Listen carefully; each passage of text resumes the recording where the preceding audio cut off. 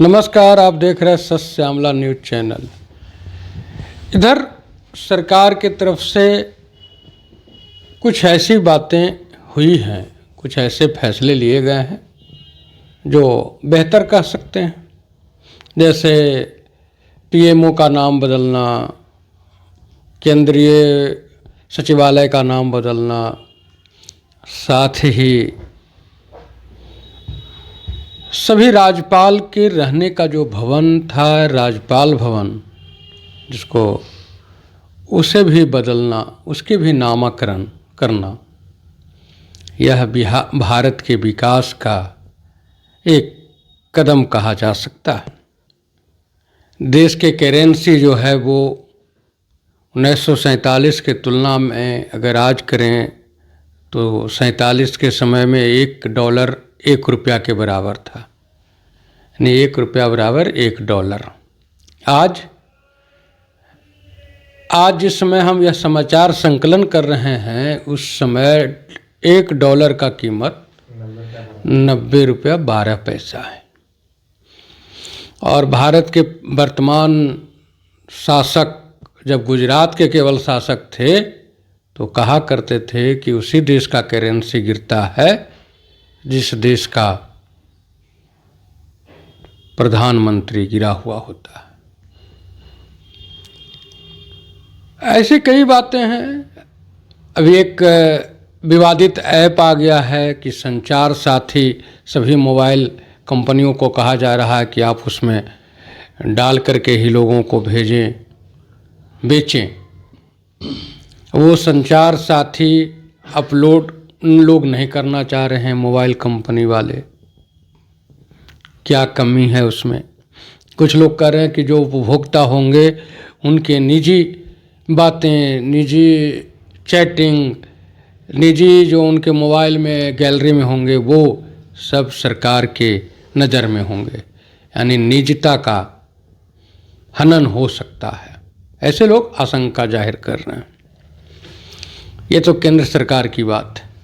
बिहार सरकार ने सरकारी विद्यालय के बच्चों के लिए एक फैसला करने वाली है कि स्कूल में पढ़ाई हो ना हो कोई बात नहीं, शिक्षक बेहतर हो ना हो कोई बात नहीं, लेकिन अब हमारे बच्चे जो सरकारी विद्यालय में पढ़ते हैं उनको मिड डे मील के बाद अब उनको देश भ्रमण करवाया जाएगा। ये बहुत अच्छी खबर है, हम बिहारियों को तो खुश होना चाहिए। और दूसरी बात है कि जिस दिन से गृह मंत्री बने हैं सम्राट चौधरी जी, उस दिन से सरकारी आंकड़े में मात्र 46 हत्याएं हुई है, मात्र। यह सुशासन का एक उदाहरण है। और भाजपा जदयू के नेता से जब बात होती है तो वो कहते हैं कि क्या यह संभव है कि हत्याएं रोक दी जाए, बलात्कार रोक दिए जाएं? अगर नहीं रोके जाएंगे तो प्रशासन और शासन का क्या मतलब? ऐसी कई बातें हैं, उन सारी बातों पर चर्चा करेंगे। भाजपा के नवादा जिला के एक नेता हैं के प्रभाकर जी। सर, आपका हमारे चैनल में स्वागत है। जी, आपको भी। सर, देश के रक्षा मंत्री राजनाथ सिंह जो भाजपा के वरिष्ठ नेता हैं, और उनकी बातों को वो जो भी बोलते हैं, जो भी कहते हैं, वो पूरा विश्व सुनता है, देखता है। उसके बाद भी एक ऐसी बातों को जिसका आज तक इतिहास में कभी जिक्र नहीं है, उसको तोड़ मरोड़ करके पेश करना, सरदार पटेल और नेहरू को बदनाम करना, ये सत्ता में रह करके एक जिम्मेदार दायित्व में रहने के बाद इस तरह का बयान क्या उचित है?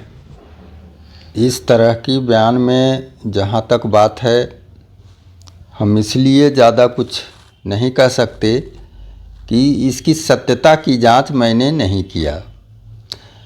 दूसरी बात कि जिन लोगों के द्वारा यह महत्वपूर्ण बयान दिया गया, उनकी एक अपनी गरिमा है, देश में एक अलग स्थान है और देश के प्रति उनका जज्बा भी काफ़ी बेहतर है। लेकिन जब देश हित की बात हो तो मुझे लगता है कि संवेदनशील मुद्दों पर जांच परख कर बात की जाए।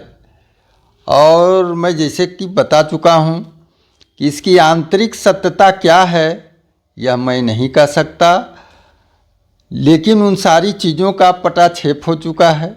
पूरे देश की जनता जान चुकी है कि राम मंदिर बन चुका है और धर्म ध्वजा लहरा रहा है। इसलिए अब इन सब चीज़ों पर मैं ज़्यादा कुछ नहीं कह सकता, इसलिए कि इन सब चीज़ों का पटाक्षेप हो चुका है। सर, देश के प्रधानमंत्री बार बार करेंसी को लेकर कहा करते थे जब वो मुख्यमंत्री थे गुजरात के, कि उसी देश का करेंसी गिरता है जिस देश के प्रधानमंत्री गिरे होते हैं। ये पिछले 11-12 वर्षों में आज जो नोट यानी भारत के रुपये का जो स्थिति है, गिरावट है, वो बहुत ही नीचे हो गया है। 90 रुपये से भी पार हो गए हैं हम। इस पर आप क्या कहेंगे? देखिए, किसी भी क्षेत्र में उतार चढ़ाव एक सामान्य सी प्रक्रिया है। वो जीवन हो, समाज हो, व्यवस्था हो, तो उसी का एक अंग यह भी है। इसलिए मुद्रा का जो स्थिति है आपके द्वारा हम सब देख रहे हैं कि अगर उतार चढ़ाव है तो सुधार की ज़रूरत है। और हमें नहीं लगता कि इतने महत्वपूर्ण बिंदुओं पर हमारे देश के वित्त मंत्री या प्रधानमंत्री वह बैठे होंगे। वह रात दिन जनता की सेवा के लिए तत्पर हैं, संवेदनशील हैं। इसलिए इसमें सुधार होने की ज़रूरत है और सुधार होगा। जितना ही संवेदनशील सरकार है उतना ही भारत का मुद्रा का जो है गिरावट हो रहा है डॉलर की अपेक्षा। हम तो वही बात कहे कि अगर गिरावट है तो कहीं कमियां रही होगी। इस कमियों को दूर करने के लिए सारे विधि व्यवस्था उपलब्ध हैं, तो इन पर काम किया जा रहा होगा। यह तो आंतरिक व्यवस्था है। इन चीज़ों पर हम किसी तरह की टिक्का टिप्पणी नहीं कर सकते हैं। इसके लिए हमें अध्ययन करना पड़ेगा, तब मैं आपसे खुलकर बात करूंगा। कुछ ऐसी संस्थानें हैं जो आज़ादी के समय से कार्य कर रहे हैं।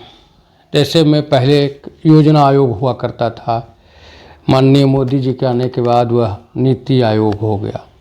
उसके बाद एक शैक्षणिक संस्था हुआ करती थी UGC। वह विश्वविद्यालयों को अनुदान वगैरह देने की बात, वो जो उसका गाइडलाइन वगैरह तैयार करने का काम करती थी, उसे भी और 2 संस्थाओं को मर्ज करके एक नए नाम से संस्था का नामकरण किया गया। अभी कल परसों में एक बात आई है कि PMO को, प्रधानमंत्री का जो ऑफिस है, उसका नाम बदल दिया गया, राज्यपाल भवन का नाम बदल दिया गया, और तो और केंद्रीय सचिवालय का भी नाम बदला गया। क्या नाम बदल देने से काम के महत्व बढ़ जाते हैं या फिर देश के पर खास संस्था का एजेंडा थोपा जा रहा? जी नहीं, यह गलत है। होता क्या है उसको समझना पड़ेगा हम सबको। जो भी सरकारें आती है वह जनता के द्वारा चुन कर आती है। यही लोकतंत्र की व्यवस्था है। उसमें कई तरह के विचार आते हैं, जाते हैं, कई सुधार भी आते हैं और किए भी जा रहे हैं। आज जो भी परिवर्तन हो रहा है वह एक तरह से कहिए कि मूलभूत जनता का स्वभाव भी हो सकता है। जहां हमारी सरकार अपने विचार रखती है और उस पर पूरे देश से जीते हुए जो भी जनप्रतिनिधि हैं उस पर विचार करते हैं। मुझे लगता है कि अगर हिंदी और संस्कृत की बात की जाए तो यह दोनों हमारे देश की आत्मा है।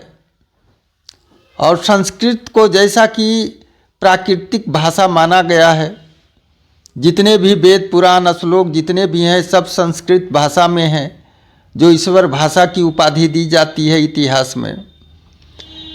उन्हीं से कई भाषाएं विश्व में उत्पन्न हुई है। जैसा कि हम जानते हैं कि दुनिया की कोई ऐसी भाषा नहीं है जो एकल भाषा है, उसमें एक रूपता नहीं है। कई जगहों के अंतरा को लेकर वह भाषा बोलचाल में हो, अपभ्रंश हुआ, फिर उसका नवनिर्माण हुआ। इस तरह से हम सारे लोग जानते हैं कि इस प्रकार से भाषा का टूट और विखंडन होता है और बनावट भी होता है। तो इसी प्रकार अगर हमारी सरकार कोई संस्थान का नाम अगर बदल रही है या बदल दी है तो यह एकल व्यवस्था नहीं, यह सामूहिक व्यवस्था है, यह लोकतंत्र के क्रियाकलाप के अंदर है। उनको अधिकार है कि लोगों के द्वारा निर्मित सरकार के द्वारा हम सहमति लेकर इनका बदलाव करें, जो संख्या पर आधारित होता है। आपने कहा संस्कृत जो है वो देश की आत्मा है, प्राकृतिक भाषा है, लेकिन बिहार में भी आपकी सरकार है पिछले 20 वर्षों से। एक समय नीतीश कुमार और सुशील मोदी जी मुख्यमंत्री और उप मुख्यमंत्री हुए 2005 में। बिहार में एक संस्था है उर्दू अकादमी। उर्दू अकादमी के पदेन अध्यक्ष होते हैं मुख्यमंत्री। नीतीश कुमार जब उस पद को ग्रहण करने गए तब उन्होंने घोषणा किया कि उर्दू से पीजी करने वाले को, पोस्ट ग्रेजुएट एमए करने वाले को सरकार वजीफ़ा देगी। वजीफ़ा का मतलब छात्रवृत्ति देगी। लेकिन हमारे बिहार में जो हम हिंदी भाषी हैं, बिहार के लोग संस्कृत को भी पढ़ते हैं, उन हिंदी और संस्कृत से पीजी करने वाले को छात्रवृत्ति की घोषणा आज तक सरकार ने नहीं की। और संस्कृत के जो विद्यालय हैं, विश्वविद्यालय हैं, उनके ऊपर भी सरकार की ध्यान जो हैं वो उर्दू या जो जनरल बोर्ड हैं उनके अपेक्षा कम है। इस पर आप क्या कहेंगे? देखिए, बारी बारी से सबकी चिंता सरकार करती है और कर रही है।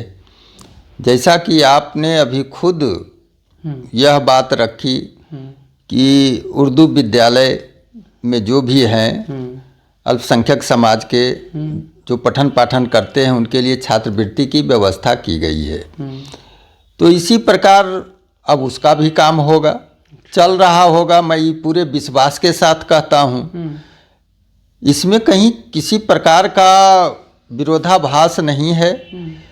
अब कुछ आज हुआ, कुछ कल हुआ, क्रमशः कार्य चलता रहता है और निश्चित तौर पर है कि आने वाले दिन में इन संस्थाओं को भी दिया जाएगा सहयोग और उसमें पढ़ने वाले बच्चे और बच्चियों को भी इसका लाभ मिलेगा। बिहार में यह तीसरी बार हुई है कि मुख्यमंत्री से अलग गृह मंत्री हुए हैं। इसके पहले 2 बार गैर कांग्रेसी सरकार में भी यह सुविधा रही है। नीतीश जी की सरकार में भी पिछले 20 साल तक मुख्यमंत्री और गृह मंत्री एक ही व्यक्ति हुआ करते थे।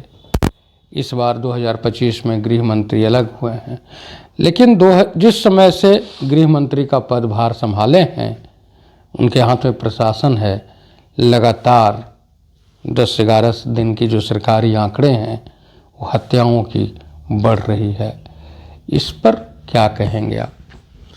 यह 100% गलत है, लेकिन आप भी जो हत्याएं हो रही है वो गलत है, वो गलत है।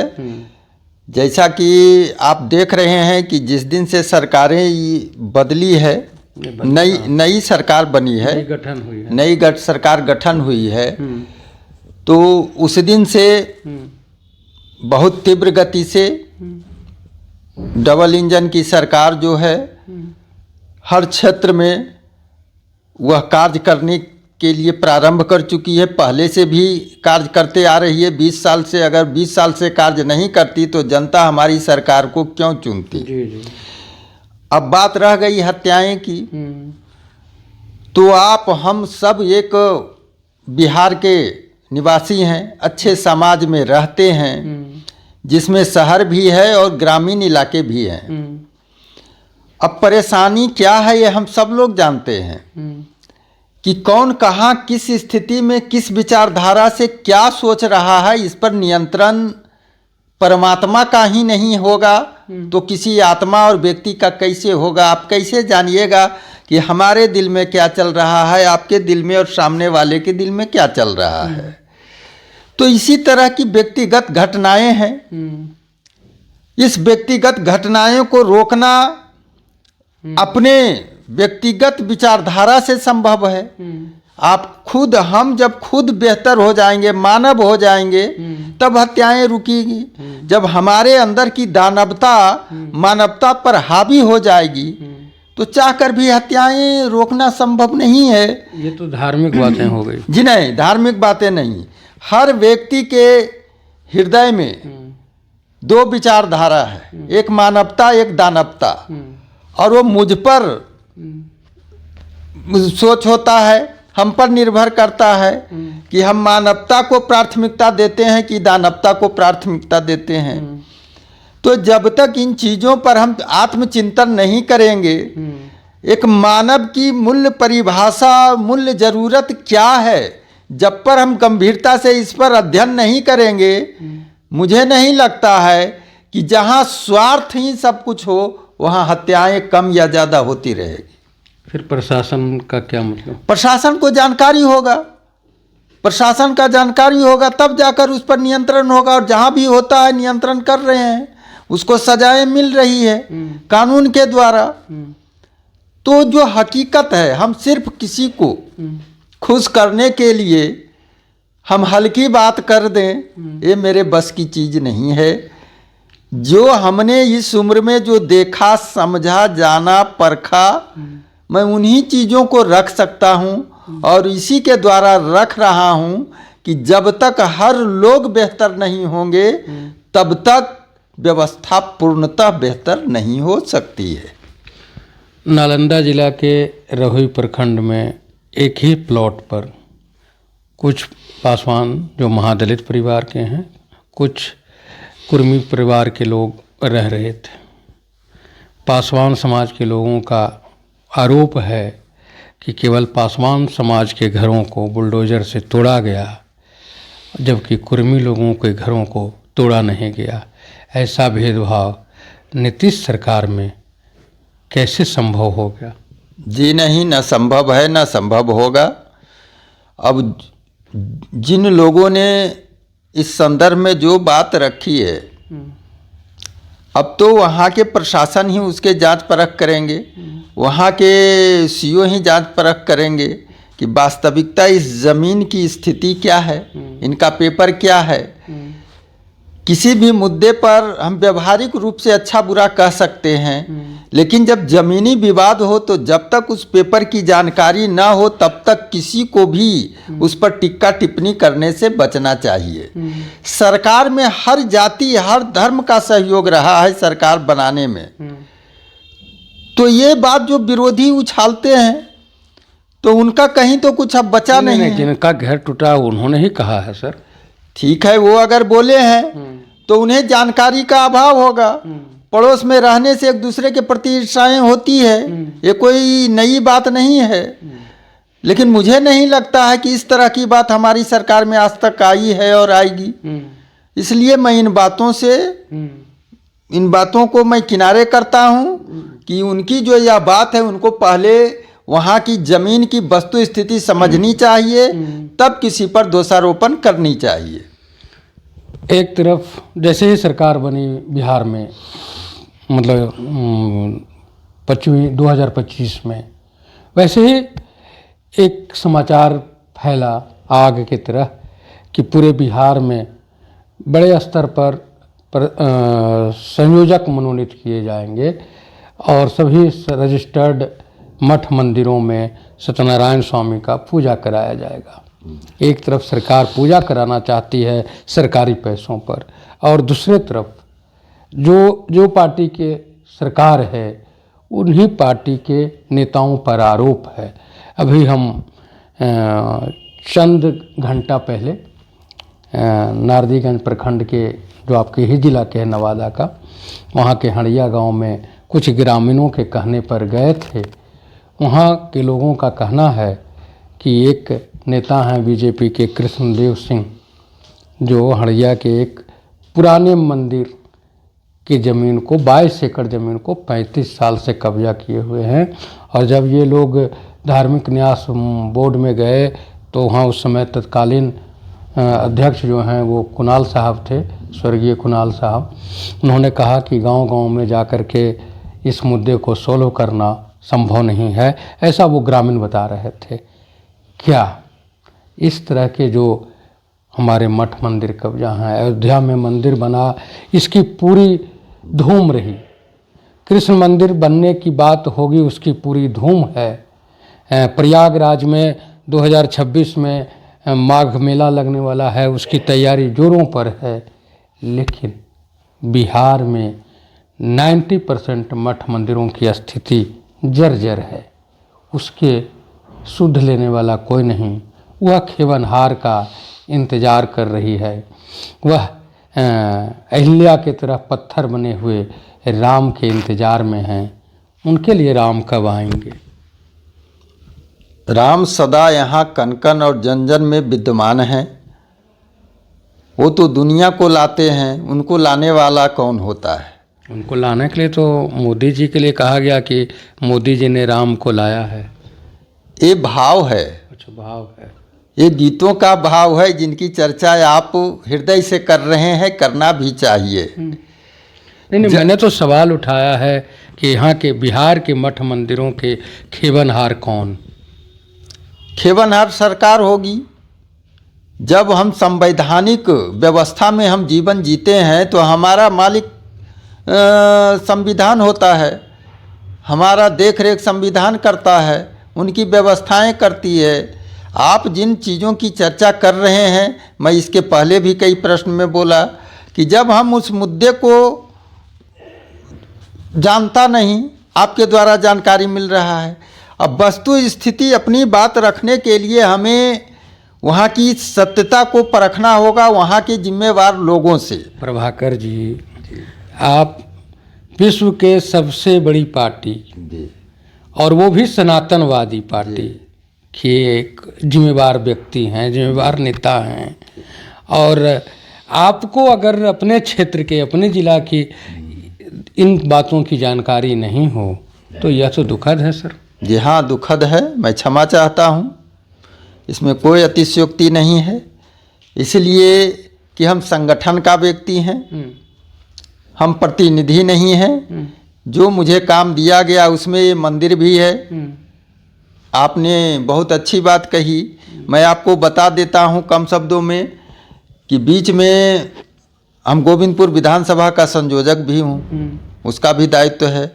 तो एक कार्यशाला था राजगृह में, वहाँ से बोला गया था कि जितने पुराने मठ मंदिर में पुजारी रहते हैं उनको अंग वस्त्र देकर, नारियल चुनरी देकर आप सम्मानित करो, ताकि उनका सम्मान होना चाहिए। वह भी इस देश के नागरिक हैं और वह भी भगवान के श्रद्धा सुमन अर्पित करते हैं। मैंने यथासंभव अपने विधानसभा में जहाँ भी गया, वहाँ भी जहाँ भी उपलब्ध थे वहाँ जाकर उनको सम्मानित किया। लेकिन मैं एक बात पूरे दिल से कह सकता हूँ कि जब मैं जो भी गांव में ठाकुरवाड़ी था, उस गांव में जब गए और ठाकुरवाड़ी में जाकर पूजा अर्चना किया, तो पूजा अर्चना तो ईश्वर का किया जाता है। ईश्वर का किए, मूर्ति पूजा होती है हमारे सनातन धर्म में, मूर्ति पूजा किया। लेकिन वहाँ का जो रख रखाव था पत्रकार महोदय, वह बहुत ही दयनीय हालत में वहाँ वह मंदिर, उनका कैंपस, उसका कैंपस जो भी है जीर्ण शीर्ण हालत में है, जो देखकर बहुत दुख हुआ हमको। और जो भी वहाँ ब्राह्मण है, वह ब्राह्मण के जो वहाँ हाँ पुजारी हाँ हैं। पुजारी हैं कई। ब्राह्मण कहिएगा तो एक जाति जी ना, विशेष हो नहीं जाती है। कई जगह वो ब्राह्मण भी हैं, कई जगह माने कोई भी है, मुख्य जो आप कह रहे हैं वही हकीकत है, पुजारी उनको कहा जाए, और है भी पुजारी हैं। तो जब वो उनकी हालत देखे, कई ऐसे हैं कि जो जीवन लगा दिए हैं ईश्वर की सेवा में, लेकिन उन्हें देखने वाले, उन्हें मदद करने वाले, उनके लिए सोचने वाले हमें नहीं लगा कि मूल रूप से कोई लोग वहाँ दिखाई दिए। यह जो है दुखद है। और मैं आपके द्वारा सरकार की जो योजनाएं हैं, जो सुनने में आ रहा है सोशल मीडिया के द्वारा कि पूजा पाठ के लिए हर जगह लोग को नियुक्त किया जाएगा और उनकी साफ सफाई बराबर आते रहती है संगठन के द्वारा, लेकिन मैं कहूँगा कि जो भी गांव में पुराने मठ और ठाकुरबाड़ी है उनका जीर्णोद्धार किया जाए, उनको अच्छे ढंग में उनके भवन, उनका मंदिर जो है, ठाकुरबाड़ी जो है, उनका रिपेयरिंग किया जाए, ताकि जो भी वहाँ रह रहे हैं, कर रहे हैं, उनके अंदर एक आत्मसंतुष्टि आए और कार्य करें। अभी आप भाजपा नेता के प्रभाकर जी को सुना। इनका कहना है कि वास्तव में इन्होंने नवादा जिला के कुछ क्षेत्रों में भ्रमण किया और इनका अनुभव है, इन्होंने शेयर किया कि नवादा के मठ मंदिर की स्थिति जर्जर है। तो केवल नवादा की ही नहीं है, पूरे बिहार की स्थिति वैसे ही है। नवादा जिला में एक और विधानसभा है वारसलीगंज। वारसलीगंज के एक ही पंचायत के दो मठ के ज़मीन को लोग कब्जा करके बैठे हैं। उसमें एक जगह जो ज़मीन कब्जा हुई है वो भी भाजपा के ही नेता रहे हैं। दुखद इस बात की है, दुख इस बात की है कि जहाँ जहाँ आज के तारीख में मठ मंदिर की ज़मीन बिहार में कब्जा है, तथा कथित भाजपाइयों का ही नाम क्यों है। इस पर विचार करना होगा भाजपा के नेताओं को, साथ ही यहाँ के कार्यकर्ताओं को। मैं आपकी बातों को निरस्त करता हूँ कि जो मठ मंदिर में अभी जो गलत ढंग से उस पर आधिपत्य करने की सोच रखते हैं या कर रहे हैं, वह भाजपा के ही लोग हैं।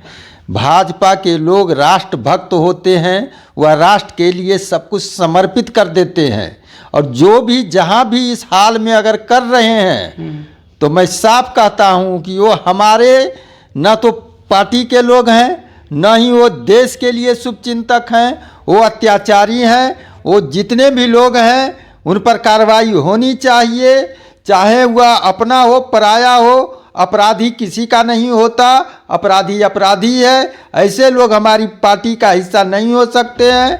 मैं उनका विरोध करता हूं और सरकार से मांग करता हूं कि जहां भी मठ मस्जिद में इस तरह की घटनाएं हैं उनकी वो जांच परख कर कार्रवाई की जाए। लेकिन सबसे बड़ी जिम्मेवारी है लोगों की।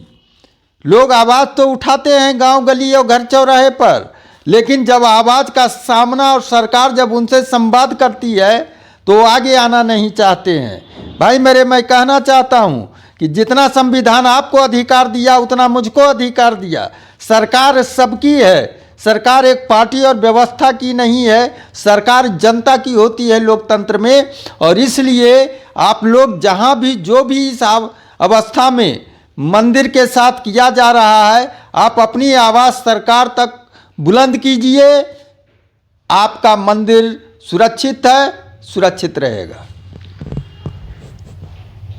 प्रभाकर जी को कहीं नस दब गया भाजपाई कहने के वजह से, लेकिन मैं न भाजपाई को दोषारोपण कर रहा हूं न किसी और को। मैं केवल जो देखा है उसको आप लोगों तक हूबहू पहुंचाने का प्रयास मात्र किया है।